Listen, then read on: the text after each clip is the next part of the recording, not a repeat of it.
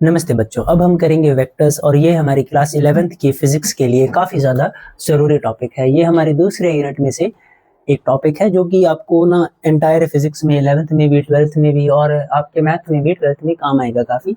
तो वेक्टर्स में क्या है, जैसे हमने अभी थोड़ी देर पहले या इससे पिछली वीडियो में हमने बात की थी कि हमारे पास एक चीज़ होती है जिसे हम बोलते हैं क्वांटिटी। ठीक है, वो हर चीज़ जिसे हम मेजर कर सकें उसे हम क्वांटिटी बोलेंगे। अब क्वांटिटी में क्या था कि क्वांटिटी जैसे फिजिकल क्वांटिटी की बात की थी हमने, ठीक है, फिजिक्स में फिजिकल क्वांटिटीज। अब ये जो फिजिकल क्वांटिटीज हैं ये दो तरह से होंगी हमारे पास, एक होगी स्केलर क्वांटिटीज, ठीक है, और एक होगी वेक्टर क्वांटिटीज। ठीक है, वेक्टर काफ़ी ज़्यादा बड़ी बात हमें करनी पड़ेगी वेक्टर के लिए, और ये काफ़ी सिंपल है, आपको आराम से समझ आ जाएगा।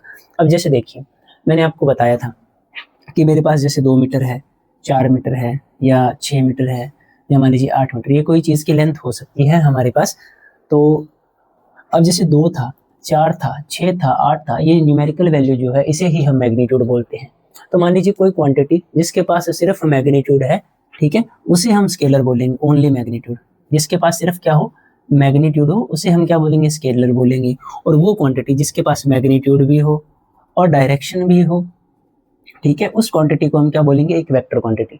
तो स्केलर क्वांटिटीज की डेफिनेशन क्या बनेगी, those physical quantities which have magnitude only are known as scalar quantities and those physical quantities which have magnitude as well as direction are known as vector quantities।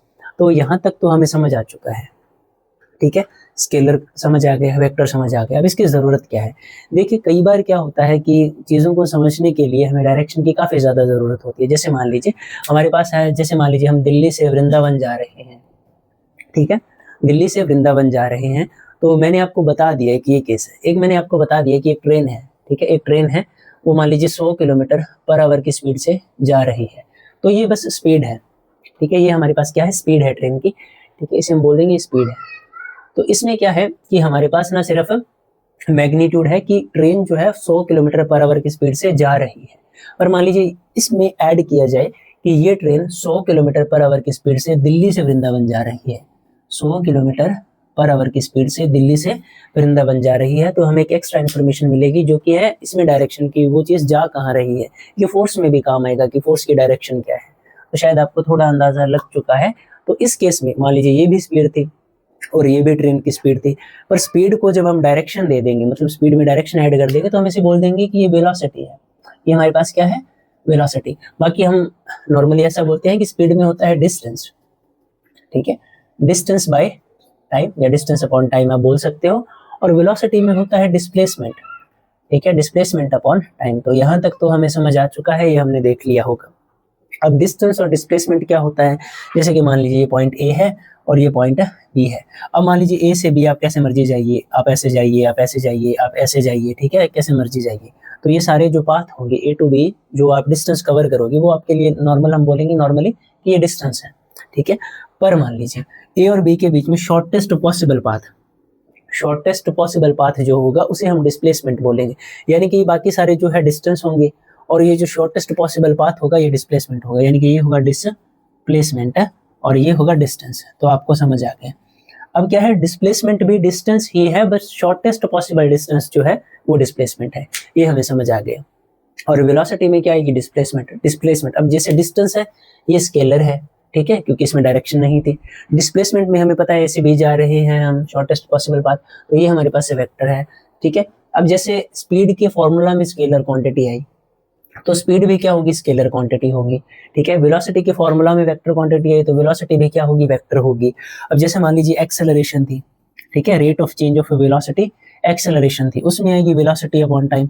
अब velocity scalar है तो sorry velocity vector है, तो acceleration भी क्या होगी, vector quantity होगी। तो एक तो हमें ऐसे पूछे जा सकते हैं कि कोई फिजिकल क्वांटिटी है वो स्केलर है या वेक्टर। आपको 12th में भी पूछा जाएगा। जैसे मैं आपको बताऊं, जैसे चार्ज होता है क्यू, जैसे चार्ज होता है क्यू, तो वो एक स्केलर क्वांटिटी है, ठीक है। जैसे मान लीजिए मास है तो वो एक स्केलर क्वांटिटी है। लेंथ है, ये देखिए दो केस थे, लेंथ को हम स्केलर भी बोल सकते हैं और वेक्टर भी बोल सकते हैं, ठीक है। ऐसे कई सारी चीजें, जैसे मान लीजिए वर्क है या फोर्स है, फोर्स एक वेक्टर क्वांटिटी है, ठीक है। वर्क है तो वर्क एक स्केलर क्वांटिटी है। धीरे धीरे आपको ये सारी चीजें समझ आ जाएंगी। बाकी आपको पता ही होगा कि कोई स्केलर क्यों है और वेक्टर क्यों है। तो आपको बेसिक समझ आ गया कि स्केलर क्या होती है और वेक्टर क्या होती है। तो एक तो आपसे डायरेक्टली क्वांटिटी के बारे में पूछा जा सकता है, बाकी ना वेक्टर पर हमें मैथमेटिकल काम करना होगा ज्यादा। मान लीजिए मैथ्स का ज्यादा काम है वेक्टर्स में। तो वेक्टर्स क्या है, इनमें से आपको एग्जाम में क्या पूछा जा सकता है उसकी हम बात करते हैं आगे। आगे चलने से पहले वेक्टर की टाइप्स देख लेते हैं थोड़ी सी। जैसे मान लीजिए जो वेक्टर था, मैथ में हमें इसे काफी यूज करना पड़ेगा, मैथमेटिकल काम हमें इस पर ज्यादा करना पड़ेगा, तो वो देखते हैं। तो वेक्टर्स में टाइप्स जो है, ठीक है, तो आप समझिए सबसे पहले कि हम क्या करेंगे, लेंथ ही मानकर चलेंगे, बाकी फिजिकल क्वांटिटीज को एक बार हम नहीं लाएंगे।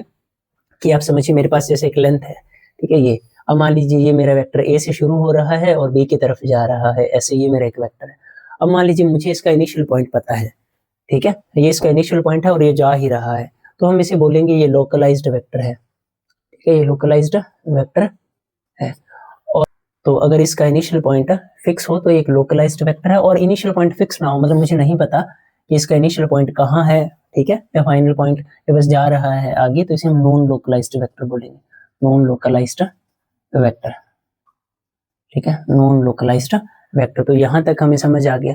इसके बाद आगे जो समझने वाली बात है, ये बस एक बेसिक आपको बताया था। अब इसके बाद देखिए, ठीक है, वेक्टर में हमारे पास कई कैटेगरीज बनेंगी। जैसे मान लीजिए कि ये मेरे पास एक वेक्टर है, इसे हम बोल देते हैं कि ए वेक्टर है। आप ऐसे भी यूज कर सकते हो, पर जब आप 12th में मैथ करोगे तो हम कैपिटल जो लेटर है वो यूज नहीं करेंगे वेक्टर के लिए, वो हम पॉइंट्स के लिए यूज करेंगे, पर फिजिक्स में आप यूज कर सकते हो कैपिटल ए। अब मान लीजिए, तो ये हमारे पास दो वेक्टर्स हैं, वेक्टर ए और वेक्टर बी।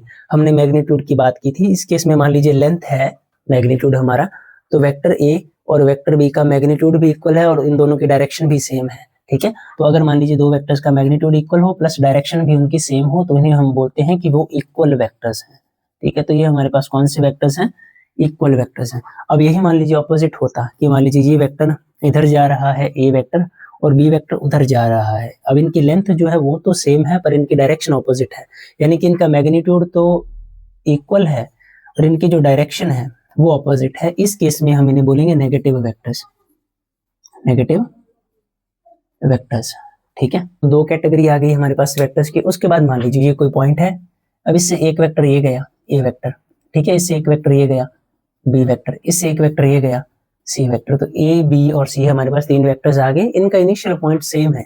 तो इस केस में हम बोलेंगे कि A vector B vector and C vector are coinitial, ये को इनिशियल वेक्टर्स हैं। तो ये आपको समझ आ गया।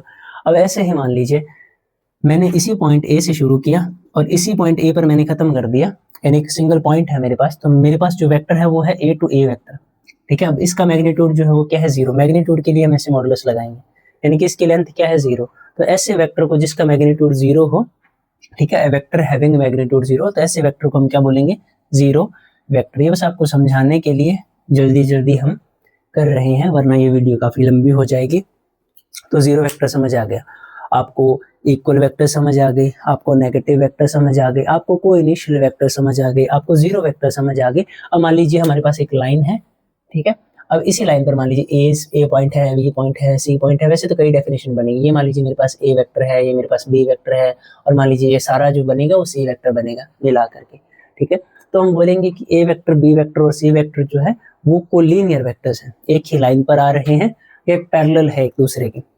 अगर एक दूसरे के पैरेलल, मान लीजिए यहाँ पर कोई डी वेक्टर ए के पैरेलल हो, तब भी हम बोलेंगे कि वो कोलिनियर वेक्टर्स हैं। तो कोलिनियर वेक्टर्स आपको समझ आ गए। इसके बाद एक कोप्लेनर आता है, मतलब सेम प्लेन पर जो आएंगे वो कोप्लेनर वेक्टर्स होंगे।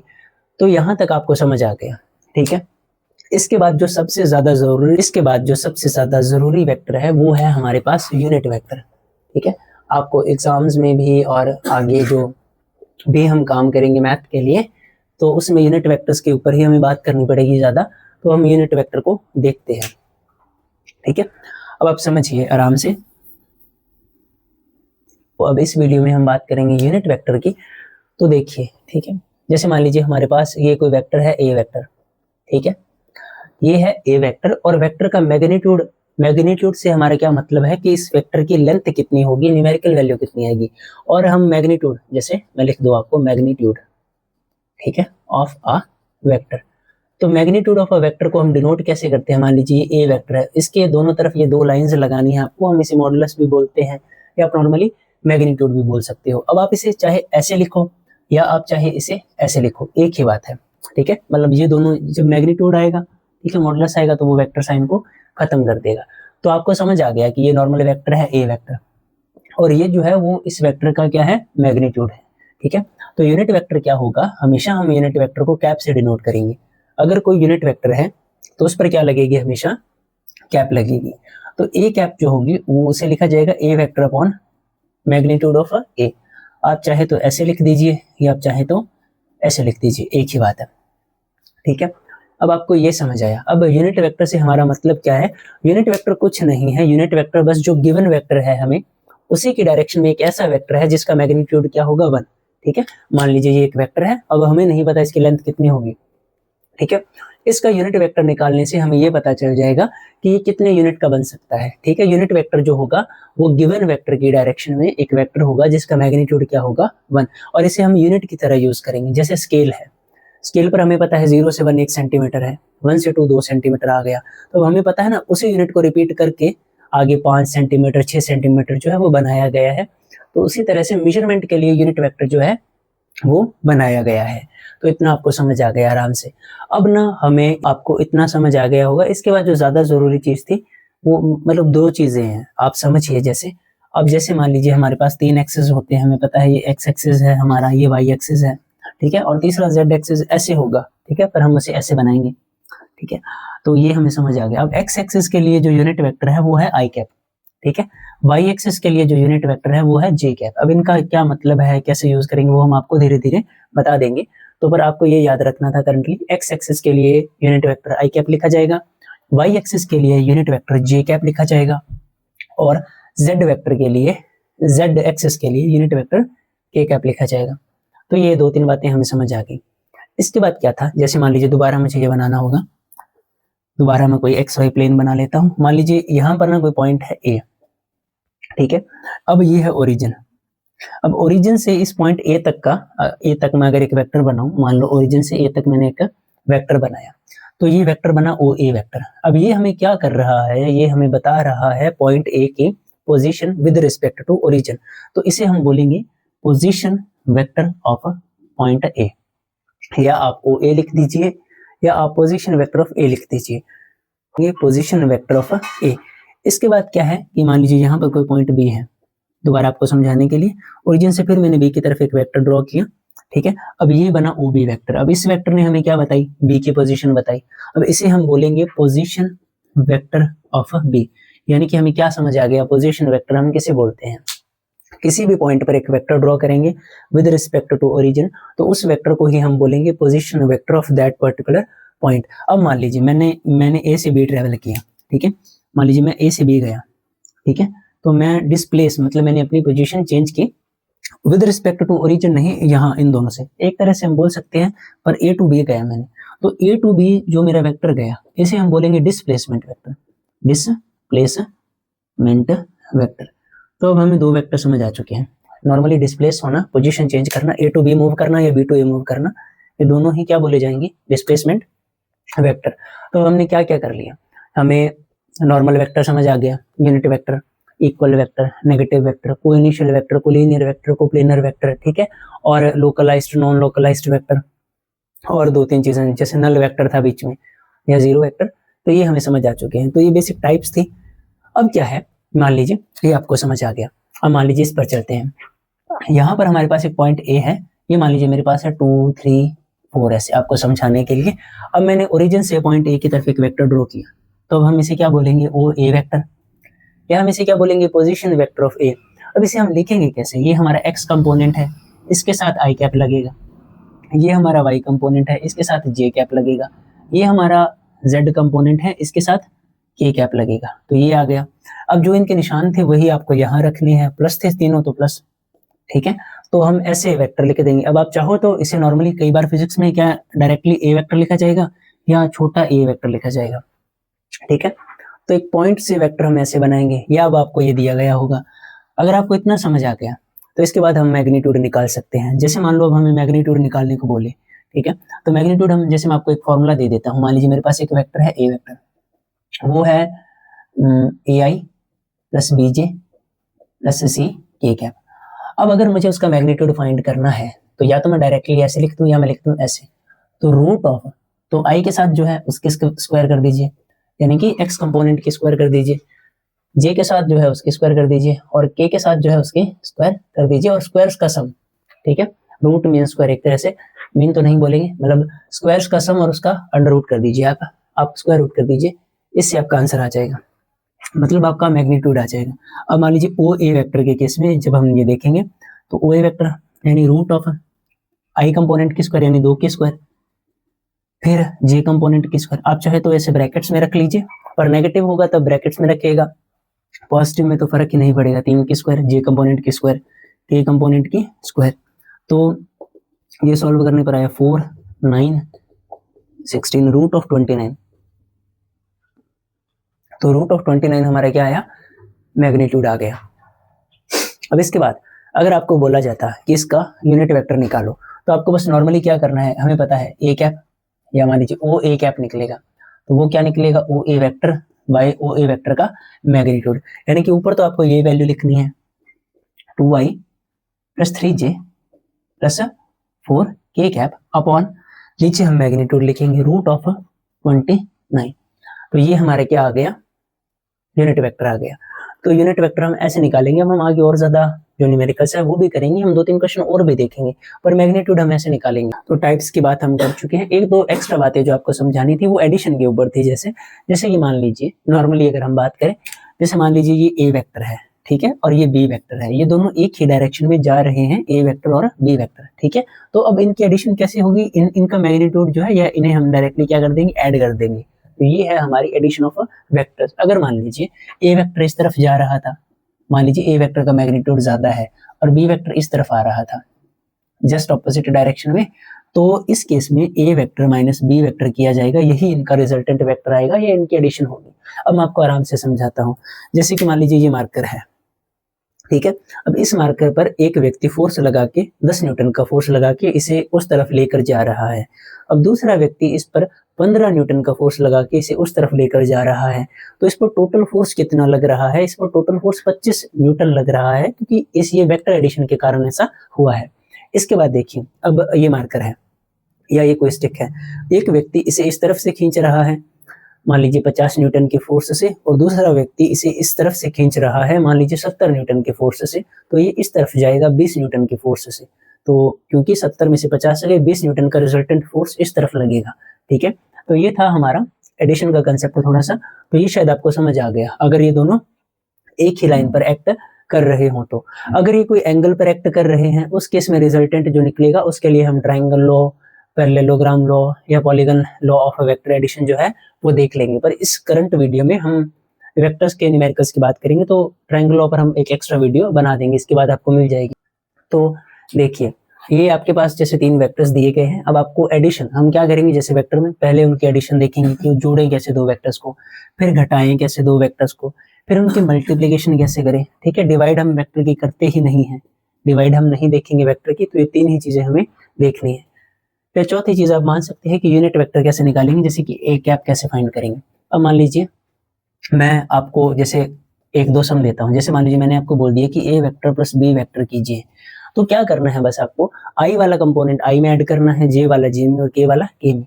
तो ए वेक्टर प्लस बी वेक्टर क्या आएगा, जैसे 2i प्लस 3i यानी कि 5i कैप, और जे वाला जे में तो 3j प्लस 2j यानी कि 5j कैप आ जाएगा, और 4k कैप और 7k कैप यानी कि टोटल 11k कैप हमारे पास आ गए। तो ए वेक्टर प्लस बी वेक्टर हमने ऐड कर दिया। अब मान लीजिए हमें ऐसा बोला जाता है, जैसे ये बड़ा बी लिखना था मुझे, ठीक है। जैसे मैंने ए वेक्टर माइनस बी वेक्टर किया, तो इस केस में क्या होगा कि 2i कैप में से 3j कैप जाएगा, जैसे कि 2i cap minus 3i cap, sorry दिमाग खराब हो चुका बच्चों। जैसे कि A vector minus B vector करेंगे, तो जैसे 2i कैप में से माइनस किया जाएगा 3i कैप, ठीक है। अब आपके पास जे वाला था, ठीक है, ए माइनस बी था ना, तो वो पहले लिखेंगे, तो 3j cap minus 2j cap. अगर आपको समझ नहीं आ रहा तो आप कमेंट कर दीजिएगा, दोबारा हम और अच्छे से काम कर देंगे, बाकी समझा देंगे अभी आपको। अब इसमें 4k cap minus 7k cap. अब देखिए 2i माइनस 3i, ये आपके पास माइनस i आ जाएगा, ये आपके पास प्लस जे आ जाएगा, 3 जे में से 2 जे जाएंगे तो ये आपके पास -3 के कैप आ जाएगा। तो घटा हम ऐसे देंगे, सब्ट्रैक्ट हम सब घटा हम ऐसे देंगे, तो सब्ट्रैक्ट हम ऐसे कर देंगे। तो ये हमें समझ आ गया। अब मान लीजिए हमें स्केलर मल्टीप्लिकेशन आ जाए। स्केलर मल्टीप्लिकेशन से मेरा मतलब था, मान लीजिए हमें आ गया कि 2 ए वेक्टर प्लस बी वेक्टर हमें चाहिए, ठीक है, या 3 बी वेक्टर हमें चाहिए। तो अब ना ए वेक्टर को 2 से मल्टीप्लाई करवा देंगे, 2, फिर ए वेक्टर लिख दिया हमने 2y प्लस 3j, ठीक है, प्लस 4k। उसके बाद 3 बी वेक्टर हमने लिख दिया, कितना है 3i plus 2j plus 7k cap आ गया, ठीक है। अब इन्हें मल्टीप्लाई करवाने पर 4i 6j 8k 9i, मतलब अंदर मल्टीप्लाई करवा देंगे नॉर्मली जैसे हम करवाते हैं, 6j 21k कैप, ठीक है, ये आ गया। अब इन्हें ऐड कर देंगे, आई वाले में तो कितना आ गया 13i 13i कैप, 6 और 6 यानी कि 12 जे कैप, 8 और 21 29 के कैप। तो नॉर्मली हम ऐसे ऐड कर देंगे, तो जोड़ना आ गया, घटाना आ गया, स्केलर मल्टीप्लिकेशन आ गई। उसके बाद यूनिट वेक्टर एक और देख लेते हैं, जैसे ये सी कैप है, सी वेक्टर है सॉरी, तो मान लीजिए सी कैप हमें पूछा जाए, यूनिट वेक्टर ऑफ सी पूछा जाए, तो वो आएगा C vector upon magnitude of सी।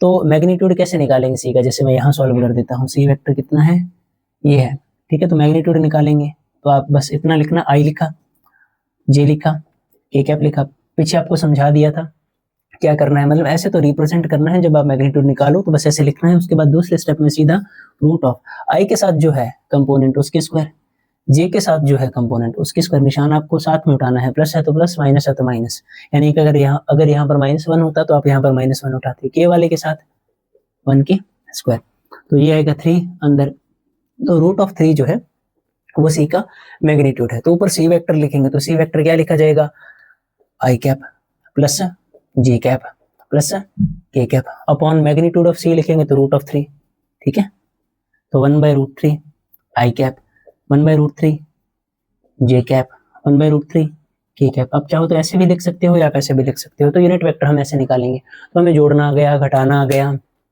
ठीक है, स्केलर मल्टीप्लिकेशन आ गई, यूनिट वेक्टर निकालना आ गया, मैग्नीट्यूड निकालना आ गया, तो अब बस बचती है प्रोडक्ट। अब क्या बचती है, प्रोडक्ट। तो जब हम प्रोडक्ट करेंगे, एक बार मैं इसे साफ कर दूं, तो अब हम करेंगे प्रोडक्ट। तो प्रोडक्ट हमारे पास दो तरह से आएगी, जैसे डॉट प्रोडक्ट होगी, एक होगी हमारे पास क्रॉस प्रोडक्ट, ठीक है। तो जैसे मैं समझाता हूँ आपको, मान लीजिए ए वेक्टर डॉट बी वेक्टर हमने किया तो ये हमारे पास डॉट प्रोडक्ट है, और अगर ए वेक्टर क्रॉस बी वेक्टर हमने किया तो ये हमारे पास क्रॉस प्रोडक्ट है। और पक्का वेक्टर में आपसे कोई ना कोई न्यूमेरिकल जो है इस टॉपिक पर पूछा जाएगा, चाहे आप किसी भी साल एग्जाम दो, ज्यादातर सालों में से क्वेश्चन जो है वो पूछे जाते हैं डॉट प्रोडक्ट। इसका आंसर ना एक स्केलर आता है, चलो आगे बात करेंगे। अब इसमें फॉर्मूला क्या है आपका, दो तरह से सॉल्व करोगे आप, एक तो फॉर्मूला से, जैसे ए डॉट बी को आप लिख सकते हो magnitude of A into magnitude of B cos of theta, ठीक है। और इसमें क्या लिखा जाएगा, इसमें लिखा जाएगा ए क्रॉस बी को आप लिखोगे magnitude of A magnitude of B sine theta dot n cap. अब जैसे मैं आपको बताता हूँ ये थीटा क्या है, जैसे मान लीजिए ये ए वेक्टर है, ठीक है, और ये बी वेक्टर है। अब इन दोनों के बीच में जो एंगल है ना थीटा, तो वो ये थीटा है, यहाँ भी वही थीटा है, ठीक है। ए का मैग्नीट्यूड हमें अभी निकालना हमने सीखा था, बी का भी हम निकाल लेंगे। अब ये तो क्लियर है, ए का मैग्नीट्यूड बी का मैग्नीट्यूड कॉस ऑफ थीटा, ये भी एक तरह से क्लियर है, ए का मैग्नीट्यूड बी का मैग्नीट्यूड साइन थीटा। अभी एन कैप क्या है, तो ए और बी दोनों के परपेंडिकुलर एक वेक्टर है, यूनिट वेक्टर, उसे ही हम बोल रहे हैं एन कैप। तो ये जो एन कैप है वो क्या है, ए और बी दोनों के परपेंडिकुलर एक वेक्टर है। तो यहाँ तक हमें समझ आ गया। नॉर्मली हम सॉल्व करेंगे तो जब हम मैग्नीट्यूड लगा देंगे ए क्रॉस बी करेंगे तो वो आ जाएगा ए बी साइन थीटा, ठीक है। वैसे तो आपको अब तक समझ आ गया होगा, बाकी मैं बता दूं आपको, किसी भी यूनिट वेक्टर का अगर आप मैग्नीट्यूड करोगे तो वो हमेशा 1 आएगा, क्योंकि हमने तो डेफिनेशन में ही बात की थी कि मैग्नीट्यूड ऑफ यूनिट वेक्टर क्या होता है, 1।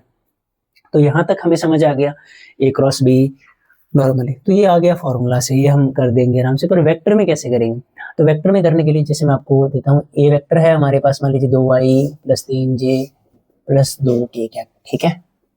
अब मान लीजिए बी वेक्टर आ गया हमारे पास, I cap plus 2j cap plus 3k cap. तो यहाँ तक हमें समझ आ गया कि ये मान लीजिए हमारी स्टेटमेंट है, ठीक है।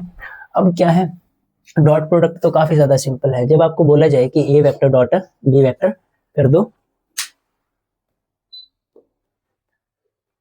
अब जब आपको बोला जाए कि A vector dot B vector कर दो, तो आप नॉर्मली ए वेक्टर लिख दीजिए 2i plus 3j plus 2k cap, और डॉट बी वेक्टर लिख दीजिए, जो निशान वही लगाइएगा, I cap plus 2j cap plus 3k cap. अब ये जो i के साथ है x कंपोनेंट, इसे हम कोएफिशिएंट भी बोलते हैं, कोएफिशिएंट ऑफ i कैप या x कंपोनेंट दोनों बोल सकते हो आप। तो i कैप का कंपोनेंट या i कैप का कोएफिशिएंट i कैप के कोएफिशिएंट से मल्टीप्लाई होगा, मतलब i वाले को i वाले के साथ मल्टीप्लाई करवाना है, j वाले को j वाले के साथ और k वाले को k वाले के साथ। तो 2i इंटू आई ऐसे आ गया, 2i इंटू आई, ठीक है, प्लस में 3j cap into 2j cap plus 2k cap into 3k cap. Hope आपको इतना समझ आ गया। अब नॉर्मली हमारे पास क्या है, जैसे i इंटू आई 1 आएगा, जैसे मैं आपको बता देता हूँ, हमारे पास टाइम कम है ना, सॉल्व कर देंगे। तो i dot i into j dot j is equal to k dot k, ये जो होगा ना हमेशा 1 होगा, ठीक है। i dot i is equal to j dot j is equal to k dot k, ये हमेशा 1 आएगा। तो i इंटू आई करने पर क्या आएगा, 1, 2 आ गया, ठीक है। j इंटू जे करने पर भी 1, 3 इंटू 2 6, ठीक है, 2 इंटू 3 फिर से 6, और k डॉट के 1 आएगा, ये हमें समझ आ गया। तो ये आ गया 14, 14 हमारा आंसर है। और इसका जो आंसर आया है ना, वो एक कांस्टेंट वैल्यू आई है, और कांस्टेंट वैल्यू को ही हम स्केलर बोलते हैं, इसीलिए ना हम डॉट प्रोडक्ट को स्केलर प्रोडक्ट भी बोल देते हैं कई बार। डॉट प्रोडक्ट और स्केलर प्रोडक्ट जो है वो एक ही चीज है। इसके बाद क्या है, जो क्रॉस प्रोडक्ट है ना, उसे हम बोलते हैं वेक्टर प्रोडक्ट, क्योंकि जब हम इसे सॉल्व करेंगे ना, जैसे ये जो था, ठीक है, इसमें देखो मैंने क्या पाया था ना, यानी एक वेक्टर आएगा बाहर, ठीक है। तो क्रॉस प्रोडक्ट में एक वेक्टर बाहर आएगा, तो इसीलिए हम क्या बोलेंगे, उसे वेक्टर प्रोडक्ट बोलेंगे। अब हम ऑलमोस्ट सब चीज कर चुके हैं वेक्टर में, बस एक सिंगल चीज बची है, वो है क्रॉस प्रोडक्ट। वो भी अब हम देखने वाले हैं, हम थोड़ी देर में देख लेंगे, ठीक है। और क्रॉस प्रोडक्ट में से पक्का आपको एक क्वेश्चन आएगा, जैसे कि पैरेललोग्राम वाला क्वेश्चन है, एरिया ऑफ पैरेललोग्राम, ठीक है, काफी ज्यादा जरूरी है, वो हम अभी देखते हैं।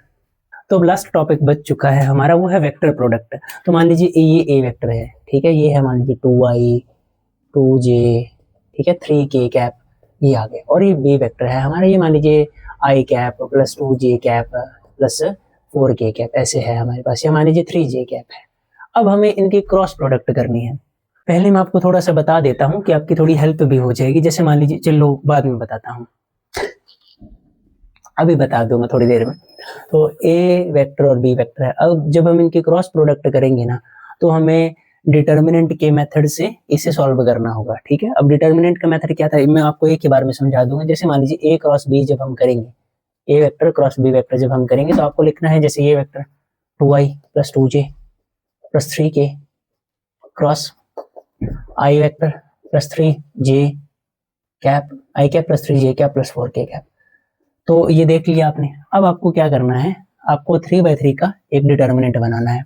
12th मैथ में आप कर लोगे। बाकी आपको जैसे एक बड़ा मॉडुलस बनाना है, उसमें जैसे 3 लाइंस ऐसे आएंगी, 3 लाइंस ऐसे आएंगी। पहली लाइन में इसे हम रो बोलेंगे, इसे लिखेंगे आई कैप, जे कैप और के कैप।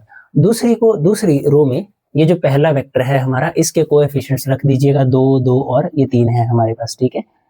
तीसरी में ये लिखेंगे, इसका 1 कोएफिशिएंट, इसका 3, इसका फिर 4 आ गया। तो ये हो गया हमारा एक स्टेप। यहाँ तक आपको समझ आ गया कि 3/3 का एक डिटर्मिनेंट है, ये 3 रोज है इसमें और 3 ही कॉलम्स हैं, ठीक है। पहले आई जे के कैप लिखा जाएगा, फिर इसके कोएफिशिएंट्स आएंगे, फिर इसके कोएफिशिएंट्स आएंगे। अब आपको क्या करना है, जब आप इसे सॉल्व करोगे तो आपको बस इसे एक को ही देखना है। आप आई कैप लिखिएगा, पहले आप क्या कर दीजिए, आई कैप लिख दीजिए, फिर आप इसे छुपा दीजिए। अब इसकी जो कॉलम है और इसकी जो रो है, मतलब ये जो पूरी वैल्यू है, इसे डिलीट कर दीजिए, मतलब ये एग्जिस्ट ही नहीं करती। आई कैप के केस में आई कैप की दोनों लाइनें, ये वाली और ये वाली, डिलीट कर दीजिए।